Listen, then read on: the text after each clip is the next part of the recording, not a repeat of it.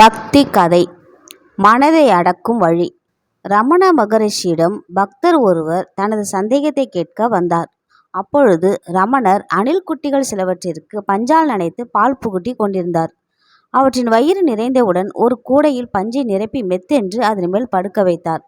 சற்று நேரம் படுத்த குட்டிகளில் ஒன்று குதித்து அங்கும் இங்கும் ஓடியது. அதை மறுபடியும் பிடித்து போட்டார். உடனே மற்றொன்று ஓட அதையும் பிடித்து போட்டார். இப்படி ஒவ்வொன்றாக ஓட ஒரு வாராக எல்லாவற்றையும் பிடித்து போட்டு கூடையை மூடினார். எல்லாம் அமைதியாக தூங்கின. வந்த பக்தர் இதையெல்லாம் ஆச்சரியத்துடன் பார்த்தபடி, சுவாமி, என் மனதை எப்படியாவது அடக்க ஆசைப்படுகிறேன். அங்கும் இங்கும் அலைப்பாய்கிறது. என்